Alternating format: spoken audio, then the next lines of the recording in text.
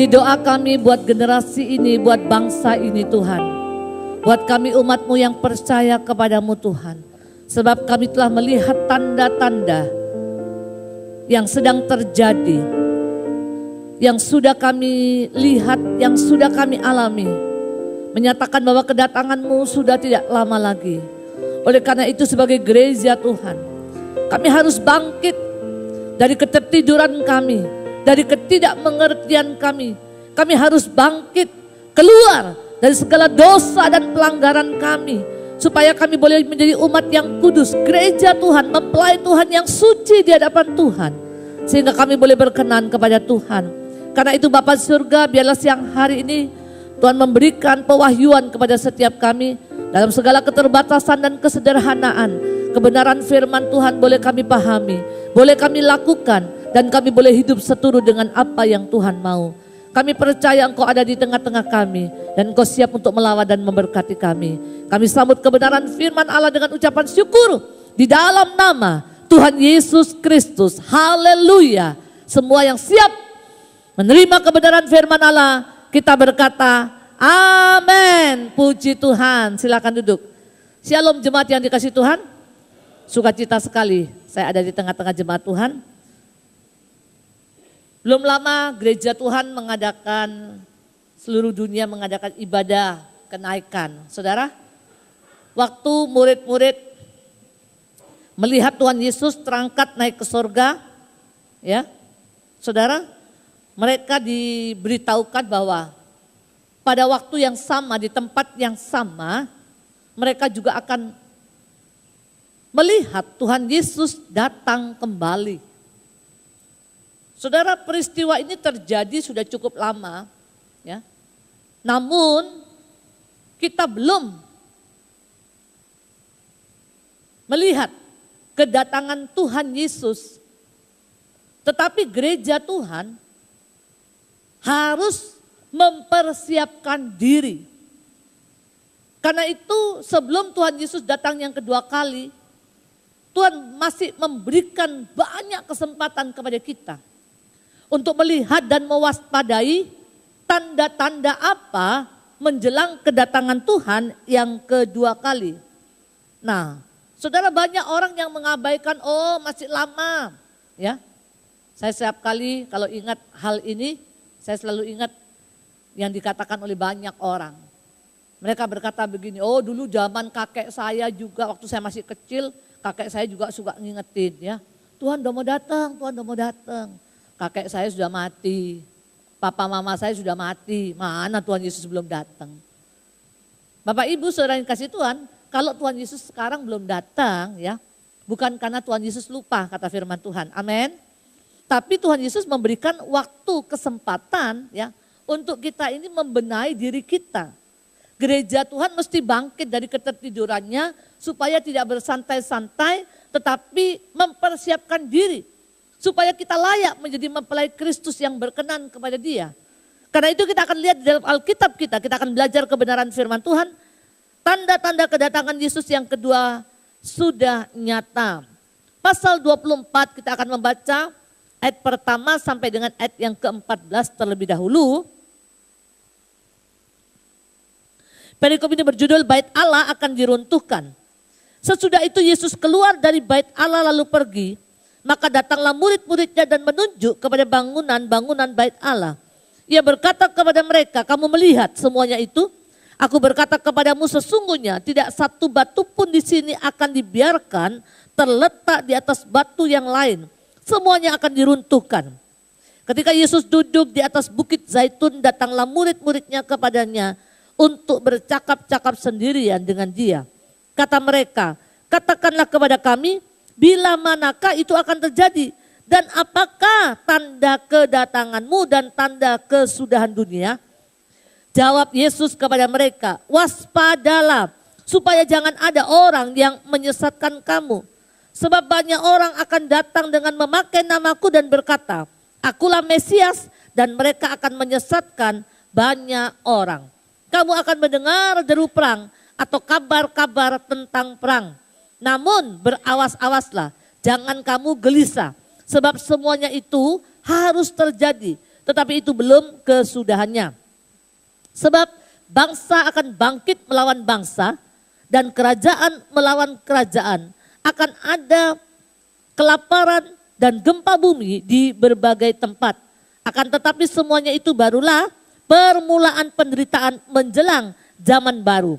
Pada waktu itu kamu akan diserahkan supaya disiksa. Dan kamu akan dibunuh dan akan dibenci semua bangsa oleh karena namaku. Dan banyak orang akan murtad dan mereka akan saling menyerahkan dan saling membenci. Banyak nabi palsu akan muncul dan menyesatkan banyak orang. Dan karena makin bertambahnya kedurhakaan, maka kasih kebanyakan orang akan menjadi dingin. Tetapi orang yang bertahan sampai pada kesudahannya akan selamat. Dan Injil kerajaan ini akan diberitakan di seluruh dunia menjadi kesaksian bagi semua bangsa. Sesudah itu barulah tiba kesudahannya. Kalau kita membaca dari berbagai peristiwa, saudara, sebagian besar itu sudah ada yang terjadi. Amin. Kalau kita membaca ini, sebagian tanda-tandanya sudah terjadi belum? Sudah. Tapi ada juga yang sedang berlangsung. Ya. Saudara, ada pendeta-pendeta yang khusus ya, secara spesifik dia mendalami. Bukan spesialisasi loh ya. Pendeta bukan dokter. Ya. Tetapi secara spesifik dia mendalami tentang akhir zaman. Sehingga kadang-kadang hamba Tuhan seperti itu disebut sebagai ini pendeta akhir zaman. Ya. Artinya yang lebih fokus memperhatikan tanda-tanda tentang akhir zaman. Bapak Ibu Saudara yang dikasihi Tuhan, kalau zaman dahulu ya, saya kira-kira waktu saya awal perintisan pelayanan ya 27 tahun yang lalu lah. Ya, saya mengembalakan 27 tahun. Jadi 27 tahun yang lalu, Saudara, dengan sekarang tema-tema khotbah tentang akhir zaman itu berbeda sekali. Kalau dahulu sangat minim ya dengan informasinya, karena apa? Karena masih belum kelihatan tanda-tandanya. Tetapi sekarang hamba-hamba Tuhan yang banyak secara spesifik membahas tentang akhir zaman, saudara, lebih mudah membeberkan fakta-faktanya ya. Karena memang sedang terjadi, sebagian sudah terjadi. Saudara, itu bisa mencakup banyak hal ya. Dari teknologi bahkan sampai apapun, saudara. Bahkan sampai yang namanya penyakit, itu semuanya tidak luput berkaitan ya dengan tanda-tanda akhir zaman. Ya, saudara, kita mungkin tidak punya waktu untuk membahas itu semuanya. Ya. Nanti kalau ada sesi-sesi tentang akhir zaman, saudara ikuti supaya lebih terbuka ya apa yang sedang terjadi dan apa yang sudah terjadi.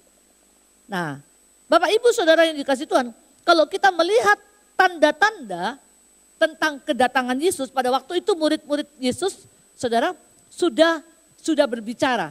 Ingat ya, mengenai akhir zaman itu bukan baru kali ini. Pada waktu Tuhan Yesus pergi ke keluarga Lazarus, ya, ternyata Tuhan Yesus mendapati Lazarus itu sudah mati, sudah dikuburkan. Saudara, lalu Yesus itu meminta kepada kakak-kakaknya Lazarus, Maria dan Marta, untuk mengantar ke kubur. Ya, sebetulnya mereka tidak ingin membawa Yesus ke kubur karena percuma menurut mereka. Tetapi karena Yesus menegur, ya, Yesus berkata, tidak percayakah engkau akan kebangkitan, ya, pada akhir zaman, barulah, saudara, Marta dan Maria, ya, itu bersedia untuk mengantar. Jadi sejak zaman Lazarus, zaman Yesus hidup, peristiwa akhir zaman itu sudah didengungkan, sudah diinformasikan. Tujuannya apa? Supaya orang percaya berjaga-jaga. Itu bukan tidak ada. Kalau ada orang ditanya, kamu percaya nggak surga neraka? Ah, gua nggak percaya. Terus menurut kamu surga neraka itu apa? Ya surga kalau kita banyak uang, punya kehidupan yang nikmat ya, happy di dunia itu surga. Neraka? Ya kalau hidupnya sengsara begitu ya. Saudara, itu hanya salah satu fenomena yang kita alami. Tetapi saya mau katakan sorga dan neraka itu betul-betul ada. Ya, saya belum ke sana. Saya belum ke sana. Saudara mau ke sana? Amin lagi. Saya tanya siapa yang nomor 1 duluan, angkat tangan. Tuh kan gak mau kan? Saya tahu sorga ada. Saya tahu neraka ada. Ya, iman saya mengatakan itu semua ada. Walaupun saya belum pernah pergi ke sana. Tapi ada juga pendeta yang bolak-balik ya, mondar-mandir kayak Jakarta Bekasi gitu, mondar-mandir ya, sorga neraka ya. Saudara. Saya satu kali nonton satu video tentang seorang anak kecil umur 4 tahun, anak negro ya, umur 4 tahun dia sedang menderita penyakit kanker, saudara. Menderita penyakit kanker dan dalam keadaan yang cukup parah ya. Stadiumnya udah lanjut, nggak ada harapan menurut medis ya. Lalu saudara dalam keadaan dia koma begitu, rohnya itu dibawa oleh malaikat Tuhan ke satu tempat ya, ke satu tempat. Nah saudara, waktu dia dalam keadaan seperti itu dia nggak sadar. Ya tentu orang tuanya menangis ya, karena anaknya tidak sadar. Mereka berdoa karena mereka adalah orang percaya, mereka berdoa ya. Mereka minta supaya anaknya dihidupkan kembali. Oh ternyata saudara, anak ini tidak sadar ya, hanya beberapa saat saja. Ya, lalu waktu dia mulai sadar kembali, ya orang tuanya senang. Ditanya, tiba-tiba anak ini saudara ngomong cerita ya. Tadi saya pergi ke sorga. Waduh, orang tuanya nih bingung ya. Pasti anaknya, saudara biasanya kalau kita menghadapi orang sakit ya, atau ketemu dengan orang-orang tua yang suka ngomongnya tuh tentang Yerusalem baru ya. Biasanya kita rada, aduh kayaknya dia deket nih ya. Apalagi kalau dia orang yang sedang sakit dan parah ya. Kalau dia bilang gini, mama tadi lihat ada orang pakai baju putih ya, datang, tangannya begini ya. Mukanya kayak apa mah? Mukanya nggak kelihatan, bercahaya ya. Kayaknya dia mau jemput mama. Aduh langsung kita anak ini, dek ya. Waduh maksudnya mau mati nih ya. Saudara, biasanya kita begitu. Kita nggak berharap orang yang kita kasihi meninggalkan kita ya, seperti itu gambarannya. Nah ini anak umur 4 tahun ini cerita ya. Saya sebetulnya nggak mau kembali karena saya sudah dibawa ke sorga. Kamu ngelihat apa? Lalu anak 4 tahun ini cerita dengan fasih saudara ya. Bagaimana di tempat itu dia merasakan tenang. Ya bahasanya anak-anak gimana sih? Saya senang di situ bisa main. Tapi dari semuanya itu ada 2 hal yang buat saya senang. Apa? Yang pertama dia lihat ya. Di situ jalannya itu semuanya terbuat dari emas katanya. Terus yang kedua, dia bilang, saya itu dituntun ya oleh Allah Bapa dan oleh Yesus ya. Saya bilang saya mau ikut. Tapi Yesus bilang, kamu harus kembali. Bukan sekarang waktunya. Saudara betul. Anak ini akhirnya kembali dan bisa menceritakan semuanya itu. Bagaimana dia melihat keadaan seperti itu yang dia sebut dengan sorga. Dan beberapa hari kemudian anak ini meninggal dunia. Anak baru umur 4 tahun. Dia menjadi satu bukti bahwa dia pernah melihat sorga itu ada. Ya, untuk saudara percaya nggak perlu kita ke sono sini dulu ya. Nggak perlu, udah percaya aja, amin. Karena Alkitab juga katakan ya, ada sorga saudara. Nah oleh karena itu saudara, pada waktu bicara tentang akhir zaman, pada masa itu, dan juga yang kita baca di dalam Injil Matius pasal 24 tentang masa di mana Yesus ada bersama dengan murid-muridnya, saudara, Yesus sudah memberitahukan hal-hal apa ya yang akan terjadi pada akhir zaman. Saudara, di dalam akhir zaman dikatakan bait Allah, dalam tentang bait Allah, dikatakan tidak ada satu batu pun di sini akan dibiarkan terletak di atas batu yang lain. Semuanya akan diruntuhkan. Saudara lihat, padahal sekarang bangsa Yahudi ya sedang mempersiapkan untuk membangun bait Allah. Bait Allah yang pertama sudah dirobohkan, bait Allah yang kedua sudah dirobohkan, dan mereka mempunyai satu keinginan yang besar untuk kembali membangun bait Allah. Padahal kalau mengacu kepada ayat ini sebetulnya nggak perlu untuk pembangunan bait Allah ya. Tetapi karena mereka percaya, ya, mereka percaya bahwa nanti Mesias akan memerintah sebagai raja di tempat di mana mereka membangunnya itu, maka mereka berupaya. Padahal dalam ayat ini dikatakan nanti kalau sudah dibangun juga akan dirobohkan lagi, ya, oleh Tuhan dengan cara yang kita mungkin tidak bisa duga. Seperti pada zaman Titus, itu dirobohkan. Bait Allah dibakar, ya, sedemikian rupa. Nah, saudara, tetapi murid-muridnya bertanya, katakan kepada kami bila manakah itu akan terjadi dan apakah tanda kedatanganmu dan tanda kesudahan dunia. Bapak Ibu Saudara yang dikasihi Tuhan, kalau kita membaca dari semua ayat yang kita baca tadi, jelas ada sekian banyak tanda-tanda kedatangan Yesus. Dikatakan di dalam ayat-ayat ini akan terjadi penyesatan. Katakan penyesatan.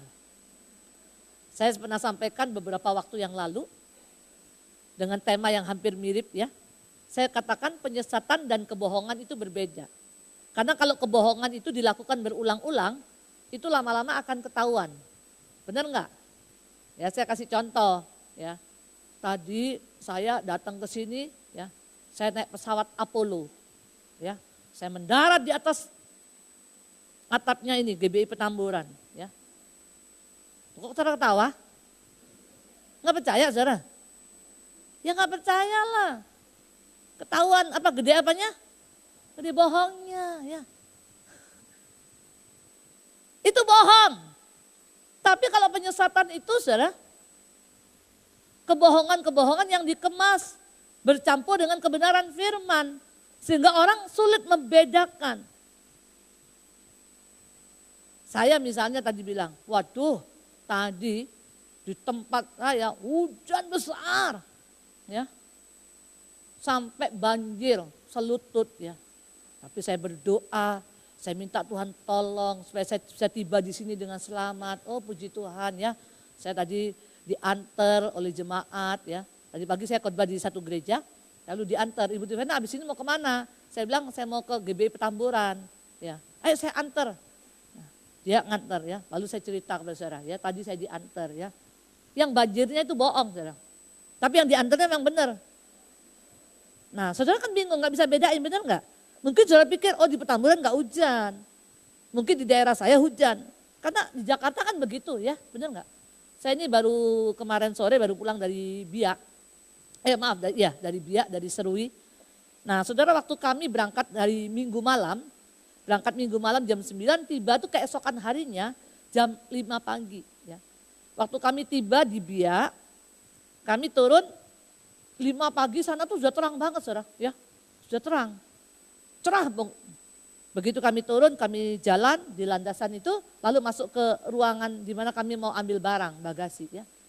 Baru kita nyampe 5 menit, tiba-tiba hujan lebat sekali saudara. Padahal waktu kami turun, cuaca itu bagus sekali ya. Tapi 5 menit kemudian, itu berubah menjadi hujan. Saya berapa waktu yang lalu begitu. Pelayanan dari Sunter, waduh di Sunter saudara, panas sekali ya. Sampai AC di mobil saya itu nggak mempan juga. Saya bilang sama supir saya, aduh ini panasnya nggak salah nih, panas benar ya. Saudara tahu, begitu saya nyampe di jalan tol ya, saya telepon ke gereja karena saya perlu menyampaikan sesuatu begitu. Lalu orang yang di gereja bilang, nggak bisa Ibu, di sini hujan besar ya. Hujan besar, di depan itu genangan air, agak banjir. Saya bilang, masa sih di sini panas sekali, ya, kering sekali. Saudara, kadang-kadang orang nggak bisa percaya, ya. Nah, tapi, saudara, kebohongan-kebohongan yang ditambah dengan kebenaran, itulah yang menyesatkan, ya. Banyak orang seperti itu, kebenaran-kebenaran yang dibumbui akhirnya menyesatkan. Nah, biasanya karena dalam bentuk penyesatan seperti ini, banyak orang itu terkecoh, saudara. Akhirnya tertipu. Alkitab tidak menakut-nakutin saudara. Nanti menjelang kedatangan Tuhan yang kedua kali, ya, kamu awas ya, begini dan begitu ya, ditakut-takutin enggak. Tetapi Alkitab dengan bijaksana mengatakan waspada, ya. Karena apa? Karena sebagian besar tidak kita alami. Kita mungkin hanya melihat, tetapi mungkin di belahan yang lain ada orang-orang yang mengalami. Namun walaupun kita tidak mengalami, mungkin satu saat hal itu akan terjadi juga kepada kita. Karena itu Alkitab mengatakan waspadalah. Supaya kita bersiap-siap, supaya kita berjaga-jaga.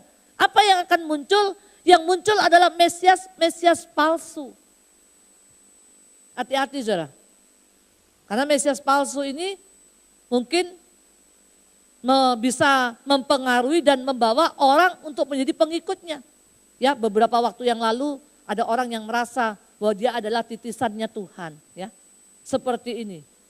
Saudara, karena orang semua sedang menantikan Mesias yang sesungguhnya, maka ketika yang datang itu yang palsu ya, orang gampang terkecoh.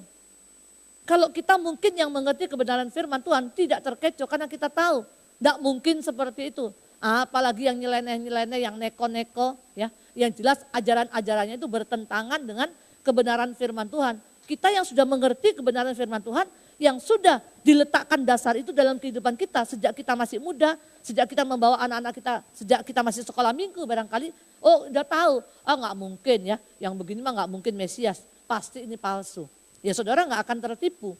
Tetapi bagaimana mereka yang sama sekali tidak mengerti, itu dengan mudah mereka itu terkecoh saudara.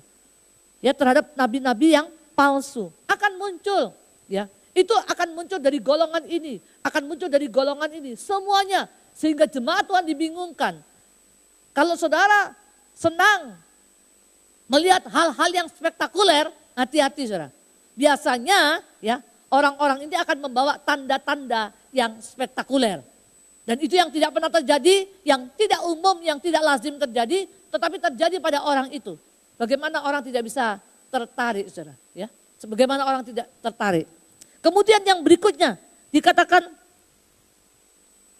kamu akan mendengar apa? Deru perang dan kabar tentang perang. Kita cuma dengar. Kita cuma tahu di belahan negara lain terjadi perang. Perang suku, perang etnis, perang bangsa. Kerajaan melawan kerajaan. Tapi kita bersyukur ya. Di tempat kita aman. Kita cuma dengar. Dari mana? Karena ada televisi kita nonton. Di sini ada itu. Di sini ada itu. Saya ingat pada waktu Mesir kemarin perang Palestina di jalur Gaza ya. Kalau saudara ziarah ke sana, saudara akan melihat daerah-daerah seperti ini, daerah-daerah konflik ya. Kadang-kadang kita yang mau pergi itu suka takut juga. Mesir aman enggak ya? Ini aman enggak ya? Padahal saudara tahu tempatnya itu berjauhan. Kalau kita bilang misalnya gini ya, Indonesia ya ada perang suku. Ada perang suku. Di mana sukunya? Di Papua. Lalu jauh benar. Nggak ngefek ke Jakarta. Paham saudara maksudnya ya? Kita cuma dengar tapi nggak ngalamin. Kita bisa lihat, kita bisa tahu. Nah ini yang akan terjadi. Kemudian apa lagi saudara? Akan terjadi kelaparan dan gempa bumi. Lihat, akan terjadi krisis. Kemarin Bapak Presiden mengambil kebijakan daging-daging import yang masuk menjelang lebaran, puasa dan lebaran. Ya, diupayakan harganya bisa mencapai 80.000 per kilonya. Insya Allah ya saudara ya. Mudah-mudahan yang suka makan daging ya. Sekarang mahal 140.000 1 kilonya. Tapi yang impor nanti coba ditekan harganya. Supaya apa? Supaya rakyat yang kecil ya bisa menikmati makan daging. Saudara. Nah saudara, jangan terlalu banyak makan daging. Nanti kedagingan. Enggak juga sih. Artinya apa saudara? Akan terjadi krisis. Menjelang saya kemarin waktu diserui ya, waktu ngobrol-ngobrol soal makanan begitu, lalu saya cerita, saya puji satu daerah Waropen itu membuat keterampilan. Saya bilang bagus sekali kreatif ya. Saya bilang kok cuma begini-begini aja, kenapa nggak buat kue? Saya tanya. Aduh ibu kalau buat kue itu ya bahan bakunya mahal. Emang mahal seberapa? Saya tanya. Dia bilang telur itu satu di sana 3.500 saudara. Di sini Jakarta murah, 1 kilo 20.000, isi 15. Di sana 1 butir 3,5 sampai 4.000. Itu pun kadang-kadang telurnya langka, kosong ya. Seperti itu. Nah kalau itu tidak bisa terjangkau akan terjadi krisis. Belum lagi disertai dengan gempa. Kalau gempa orang ngungsi, di pengungsian gak ada makanan. Apa gak akan ada banyak orang yang mati kelaparan? Saudara, ini adalah salah satu bentuk tanda-tanda ya yang dihadapkan kepada kita supaya gereja Tuhan waspada. Akan terjadi penganiayaan, pembunuhan terhadap orang-orang percaya. Mungkin di negara kita tidak demikian, tapi saudara coba pergi ke negara yang lain, lihat bagaimana ISIS ya membunuh orang percaya seenaknya, dipenggal kepalanya. Kita bersyukur di tempat ini kita aman. Tapi itu yang terjadi di sana satu saat juga mungkin akan kita hadapi. Beberapa waktu yang lalu di Ambon terjadi, di Tual terjadi pembantaian kepada orang-orang percaya. Nah ini saudara, yang membuat apa? Akhirnya karena ketakutan orang bisa jadi murtad. Ya, di masa aman saja orang dengan gampang murtad. Apalagi kalau di masa-masa aniaya. Mereka harus menyangkali iman mereka. Mereka memilih untuk selamat, maka mereka berani menyangkali Yesus mereka. Tapi lihat sekarang di masa-masa yang aman. Berapa banyak orang-orang percaya yang akhirnya pindah agama. Ya, ini adalah satu fenomena. Saya mau kasih tahu saudara. Makin ke sana nanti, makin mendekati hari kedatangan Tuhan. Jangan heran, makin banyak. Beberapa tahun yang lalu ada pendeta, yang menjadi ustaz. Nanti akan ada lagi enggak? Pasti akan ada, bakal ada. Memang kita berdoa supaya itu tidak terjadi, tapi Alkitab memang mengatakan apa? Tetapi itu semuanya memang harus terjadi. Itu baru di awal katanya, belum kesudahannya. Saudara lihat, tanda-tandanya saja sudah menyeramkan ya. Nanti akan muncul apa saudara? Nabi-nabi palsu ya. Nabi-nabi palsu yang mengatasnamakan Tuhan. Waduh, tentu dengan sendirinya ajaran-ajarannya pasti akan menyesatkan. Di daerah sekitar komplek di mana saya tinggal, ada satu kelompok pelayanan. Ya, mereka tidak menyebutnya gereja karena mereka tidak punya gereja. Tetapi pengajaran mereka itu tidak percaya Allah Tritunggal, ya. Tidak percaya. Ada satu anak pemuda kami, saudara, dipengaruhi. Kenapa? Karena papanya itu selalu dijemput-jemput, lalu setiap kali pergi ke persekutuannya dikasih uang 250.000. Katanya sih ini ajarannya dari Malaysia, saya juga nggak tahu. Persisnya saya nggak tahu, ya. Tetapi saya pernah mendapat selebaran-selebaran yang berisi pengajarannya. Dan di dalam kelompok ini tidak disarankan untuk memiliki sebuah gereja lokal. Dikatakan gereja itu nggak penting, ya. Cukup perkumpulan seperti mereka itu cukup penting. Saudara lihat, tambah lama tambah aneh. Tapi ada nggak pengikutnya? Ada. Dan yang ikut ini bukan orang bodoh, orang pintar, sarjana, saudara. Yang saya kaget, saudara. Ternyata di perumahan itu pemimpinnya itu adalah teman saya. Dulu teman baik saya, saudara. Dulu dia jemaat di gereja kami, lalu dia ikut ajaran itu, lalu dia berkata nggak penting punya gereja. Ya, dia keluar dari gereja, lalu dia memimpin persekutuan seperti itu. Saudara, akan muncul nabi-nabi palsu, ajaran-ajarannya nggak sesuai dengan Alkitab. Ajaran-ajarannya dibuat-buat sendiri. Hati-hati saudara, jangan gampang-gampang. Dulu jemaat saya, ya saudara senang ikut ini, dengar ini. Ada artis ini di gereja ikut. Ada di persekutuan ikut semuanya. Terus satu kali mereka kecapean, kalau nggak datang ditelepon. Ayo Ci, datang Ci, nanti yang datang artis ini, yang datang ini ya. Saudara, pertama masih semangat, lama-lama males. Tapi karena sungkan datang juga, lama-lama kecapean. Dia bilang sama saya, ibu saya diteleponin terus sama ibu ini. Gimana ya cara nolaknya? Saya bilang ya tolak aja, tapi nggak bisa tiap kalinya. Saya bilang begini, kalau kamu diajak dia ke tempat dia, kamu bilang, kamu sudah kenyang. Saya nggak mau makan lagi, saya udah kenyang. Ibu Laura kalau udah kenyang masih mau makan lagi? Nggak mau lah. Saya kemarin diserui, dikasih keladi, saudara. Si makan keladi, talas tuh, saya bilang keladi ya. Kemudian ada keladi, ada singkong, saudara.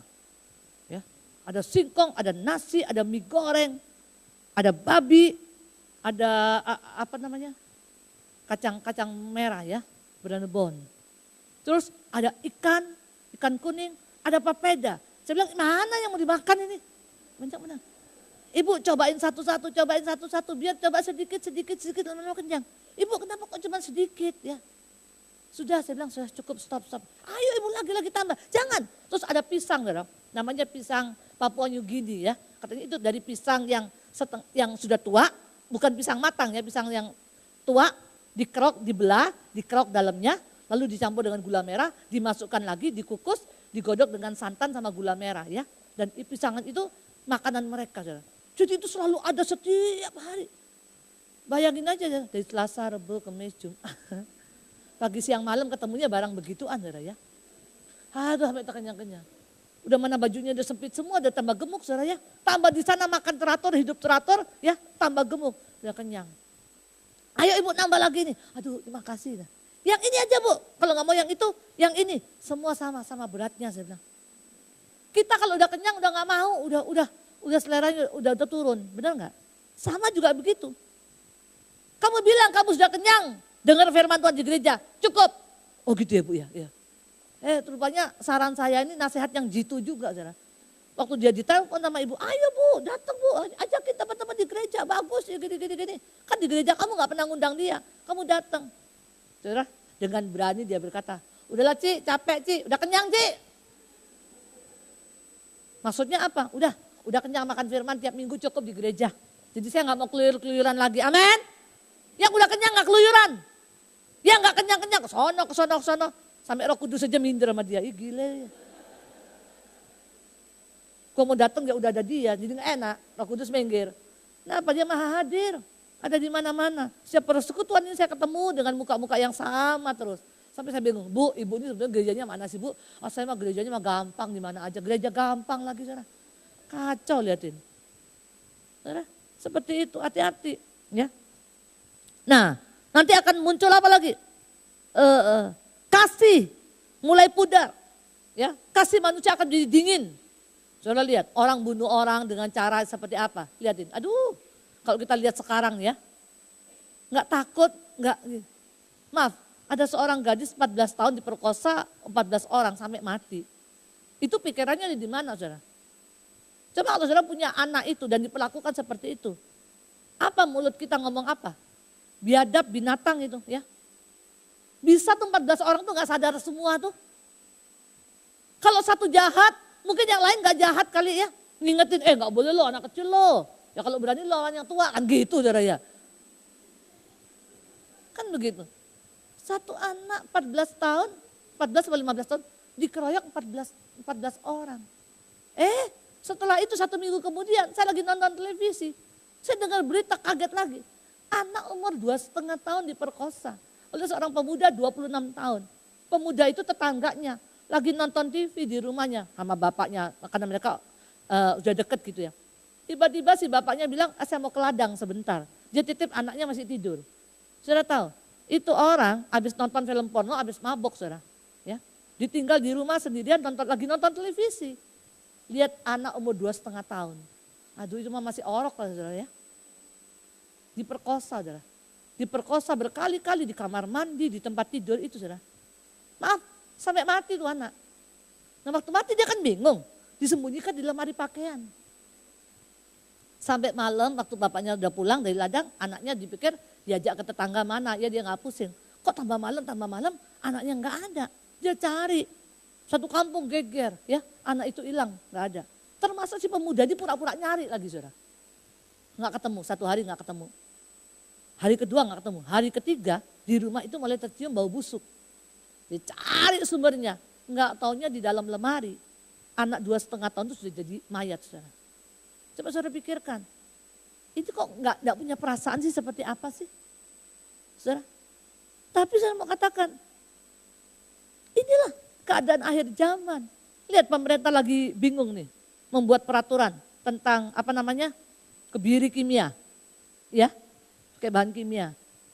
Saudara lihat, kenapa? Karena kejahatan sudah tidak bisa ditolerir lagi, saudara. Sedemikian rupa sehingga orang sampai tidak punya perasaan. Tetapi jangan lupa, saudara, di dalam ayat yang ke-14 ada hal dan kabar baik buat kita.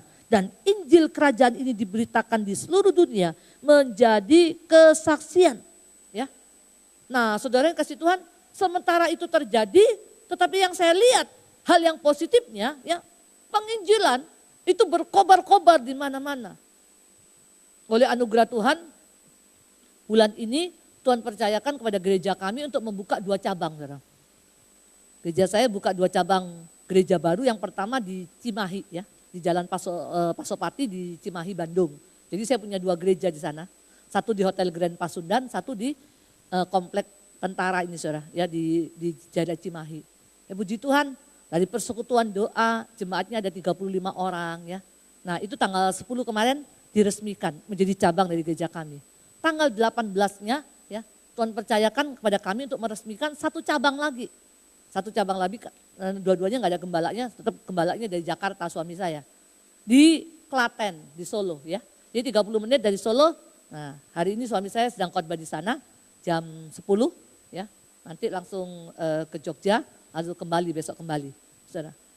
Dan saya melihat sekalipun kita ada di akhir zaman, tapi saya lihat bagaimana Roh Tuhan bekerja secara luar biasa sehingga Injil Tuhan itu bisa diberitakan di mana-mana, ya. Kami meresponi positif karena apa? Karena saya tahu ini adalah waktunya Tuhan supaya Injil Tuhan diberitakan di mana-mana. Dan kebetulan 2 gereja kami yang baru ini di lingkungan, maaf saudara, orang-orang Muslim yang kuat, ya.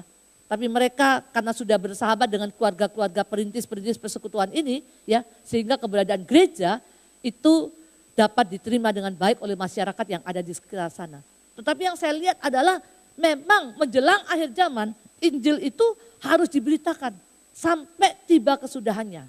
Tetapi ingat, sekalipun kita melihat rangkaian peristiwa yang luar biasa yang diingatkan oleh firman Tuhan dalam ayat yang ke-13 dikatakan ini, tetapi orang yang bertahan sampai pada kesudahannya akan apa? Akan selamat. Ya, akan selamat. Jadi kita harus bisa membaca tanda-tanda yang akan terjadi. Coba kita membuka dalam Lukas pasal yang ke-12. Dalam Lukas pasal yang ke-12, begini dikatakan oleh firman Tuhan, ayat yang ke-54 sampai dengan ayat yang ke-56. Menilai zaman. Yesus berkata, Lukas 12 ayat 54. Berkata pula kepada orang banyak, apabila kamu melihat awan naik di sebelah barat, segera kamu berkata akan datang hujan. Dan hal itu memang terjadi. Dan apabila kamu melihat angin selatan bertiup, kamu berkata hari ini akan panas terik. Dan hal itu memang terjadi. Hai orang-orang munafik, rupa bumi dan langit kamu tahu menilainya. Mengapakah kamu tidak dapat menilai zaman ini? Lihat teguran firman Tuhan. Jangan bilang masih lama, jangan bilang masih jauh. Jangan bilang seperti itu. Kita harus bisa menilai zaman, ya. Saudara, persis apa yang dikatakan oleh Yoel dalam nubuatannya. Di dalam Yoel pasal 2 ayat yang ke-30 sampai dengan ayat yang ke-31 kita menemukan bagaimana Yoel menyampaikan nubuat tentang hari Tuhan, tibanya hari Tuhan. Dikatakan pada masa itu, ya, Allah akan mencurahkan rohnya secara luar biasa. Dan di dalam ayat yang ke-30 dikatakan aku akan mengadakan mujizat-mujizat di langit dan di bumi. Darah dan api dan gumpalan-gumpalan asap. Matahari akan berubah menjadi gelap, gulita dan bulan menjadi darah sebelum datangnya hari Tuhan yang hebat dan dahsyat itu. Lihat, 2 ayat ini berbicara tentang apa yang akan terjadi pada hari Tuhan pada saat itu. Akan terjadi mujizat-mujizat di langit dan di bumi. Bapak Ibu saudara yang dikasih Tuhan, mujizat itu terjadi di langit dan di bumi. Kalau saudara melihat fenomena-fenomena alam, ya, yang berkaitan dengan hal-hal yang ada di langit dan hal-hal yang ada di bumi, itu tandanya itu adalah tanda menjelang kedatangan Tuhan. Beberapa waktu yang lalu di beberapa daerah, di beberapa negara maksud saya, itu terdengar seperti bunyi sangkakala, ya. Ada bunyi dari perut bumi. Lalu ada orang yang nyeletuk, ya maklumlah, ya. Namanya juga dunia sudah tua katanya. Itu bukan soal dunia sudah tua, saudara. Itu bunyi-bunyi itu adalah satu tanda bahwa kedatangan Tuhan sudah amat sangat dekat. Saudara, mengapa mesti di langit, mengapa mesti di bumi? Ya, saudara, karena Alkitab mengatakan di dalam Kejadian 1 ayat yang ke-14, karena Allah akan memakai benda-benda penerang yang ada di cakrawala itu sebagai tanda. Ya, jadi Allah akan memakai benda-benda penerang yang ada di langit, ya, itu sebagai tanda. Nah, benda penerang itu kalau menurut Kejadian pasal 1 ayat 14, 15 dan 16 ya. Yang besar itu yang menerangi di waktu siang itu namanya matahari, ya. Yang menerangi di waktu malam namanya bulan, yang lebih kecil itu namanya bulan, ya. Seperti itu. Nah, saudara lihat fenomena alam apa yang kita bisa baca dari matahari dan bulan. Ada gerhana bulan, ada gerhana matahari. Siapa kemarin yang pergi ke Belitung? Lihat gerhana total. Nggak ada ya? Tapi ada berapa banyak orang yang pergi ke sana. Karena momen ini nggak mungkin mereka temukan lagi. Saudara lihat, mungkin terjadinya berapa ini sekali ya katanya ya. Jadi mereka dari luar negeri saudara, rombongan pergi ke Belitung ya. Untuk lihat gerhana total. Saudara, apa artinya gerhana total? Apa artinya gerhana matahari? Itu adalah tanda yang diberikan oleh Allah, sinyal yang diberikan oleh Allah tentang kedatangan Tuhan yang kedua kali. Nah, saudara, dikatakan di dalam ayat yang ke-30 ini, nanti akan ada apa? Darah, api, gumpalan, asap. Darah itu bicara tentang apa? Bicara tentang aniaya. Berapa banyak orang akan dibunuh seperti yang saya katakan. Kelompok ISIS yang membunuh orang-orang percaya, mengejar-ngejar orang percaya. Mereka membunuh dan terjadi pertumpahan darah yang luar biasa. Akan ada api. Api itu berbicara tentang apa saudara? Tentang kerusuhan. Ya, tempat-tempat dibakar. Seperti zaman dulu. Bait Allah dibakar. Ya, seperti itu. Akan ada api. Dan gumpalan asap itu bicara tentang perang. Kenapa? Mereka menggunakan senjata-senjata yang berjarak jauh. Bom atau apa ya. Nanti akan menimbulkan gumpalan-gumpalan asap. Jadi kita melihat bagaimana cara Tuhan memberikan peringatan. Dan yang diingatkan orang-orang percaya. Jangan sampai ketika kita melihat keadaan seperti itu, lalu kita tidak bisa bertahan. Ayat 13 itu penting sekali. Ya. Yang penting kita bisa bertahan saudara. Sampai apa? Sampai hari kedatangan Tuhan itu betul-betul tiba. Dan saya percaya orang yang bertahan sampai pada kesudahannya pasti akan diselamatkan oleh Tuhan. Karena itu Bapak Ibu saudara yang dikasih Tuhan, kita nggak perlu takut ya sampai menjadi paranoid ya. Tetapi kita waspada dan berjaga-jaga. Ada satu pujian lama berkata, jamang sekarang berjagalah ya. Saudara, lihat dunia yang sedang bergelora. Kedengaran sini sana banyak kabar apa? Menakutkan. Penyakit, wabah penyakit yang muncul ya. Habis penyakit ini nggak ada obatnya, muncul lagi penyakit yang baru. Ya. Dulu waktu timbul apa namanya binatang yang namanya tomcat ya, benar ya. Itu serem juga ya. Waduh saudara, waktu habis tomcat orang bilang kalau ada binatang kecilnya tomcat bukannya. Saya bilang bukan Tom and Jerry itu. Orang takut karena apa yang diakibatkan oleh binatang itu fatal. Nggak lama di kampung saya saudara, tapi di daerah pedesaan di Probolinggo ya, itu tiba-tiba satu kampung itu saudara dilanda oleh ulat saudara. Dilanda oleh ulat. Semua pohon itu dimakan ulat sampai gondol semuanya. Dan yang anehnya ulat itu sampai lari ke rumah-rumah. Orang gak bisa tutup pintu saudara. Kenapa saudara? Karena saking banyaknya ulat-ulat itu. Disemprot, dipukulin, dibakar pakai api ya. Nempel di dinding rumah. Yang paling ngeri kan kalau kita tidur, benar gak? Ya kita tidur. Saya aja kadang-kadang di kamar mandi saya suka ada kaki 1000 yang kecil saudara ya. Kita lagi mandi tiba-tiba kok ada yang jalan-jalan saudara di betisnya udah nyampe sini, udah kapan naiknya? Dia gak kulanuan, permisi mau naik gitu ya. Enggak tiba-tiba kok geli-geli, udah ada itu saudara. Ya saya sih gak takut, cuman ya kalau kita gak tahu dia lari kemana, masuk kemana kan bingung. Lagi tidur tiba-tiba ulat bulu masuk ke kuping gimana? Lagi tidur ulat bulu masuk ke hidung? Masuk ke mata? Masuk ke mulut? Mana ada orang tua yang punya anak-anak akan terasa aman? Gak aman. Itu bisa satu kampung, satu desa. Orang tanya apa yang terjadi. Wabah penyakit di mana-mana akan terjadi, saudara. Firman Tuhan hanya mengatakan, waspada. Kita gak akan bisa menghindari itu semuanya. Tetapi orang yang berlindung kepada Tuhan, dia pasti akan selamat. Karena itu Bapak Ibu saudara yang kasih Tuhan, tanda-tanda itu ya kita amati, kita lihat untuk kita mengintrospeksi diri. Kita harus ingat bahwa tanda-tandanya sudah dan sedang terjadi saat ini. Karena itu kita harus lakukan apa dengan hidup kita. Saudara harus hidup benar, hidup kudus di hadapan Tuhan. Bukan sekedar jadi orang baik. Orang baik banyak. Ya, saudara tidak dituntut jadi orang baik. Tapi engkau dituntut jadi orang yang hidup benar di hadapan Tuhan. Hidup dalam kesucian Allah. Amin. Sehingga hidup kita bisa memuliakan Tuhan. Ayo kalau Tuhan udah mau datang, waktunya udah singkat, apa yang akan kita lakukan dalam dunia? Saya mau happy-happy ya. Saya mau hura-hura, mumpung masih ada waktu. Ingat saudara, nanti hari penyelamatan itu tiba. Jangan-jangan sampai kita tidak ikut terbawa di dalamnya. Sebagaimana dia naik ke sorga, dia akan datang kembali. Dan dengan cara yang sama, di tempat yang sama, dia akan menjemput kita di awan-awan yang permai. Nah, saya berdoa supaya jemaat GBI Petamburan dan juga saya. Doyo kalau saudara jalan duluan, saya bagaimana? Kita sama-sama satu rombongan ya. Satu rombongan ya.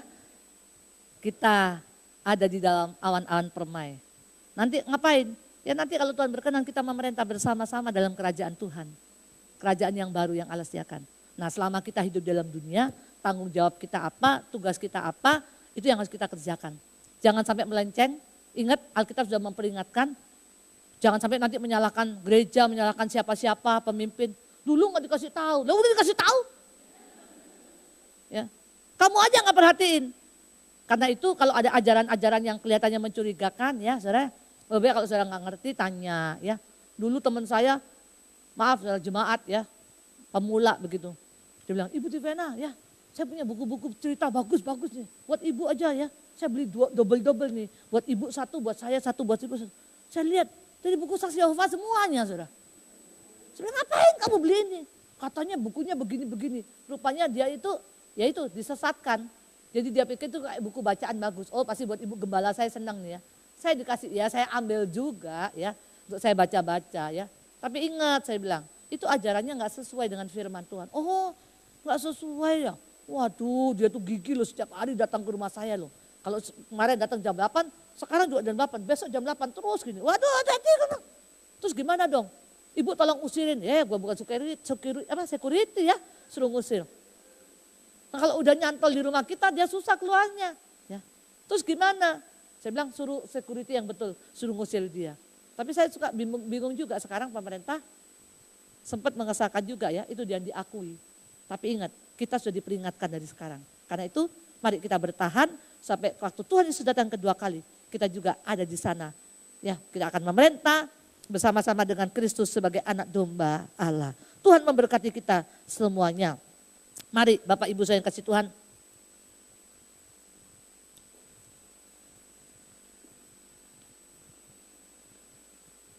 Kita mau merenungkan kebenaran firman Tuhan. Bahwa apa yang terjadi di dalam kehidupan kita. Dengan hal-hal yang kita lihat itu, yang kita alami. Bukanlah sesuatu yang kebetulan.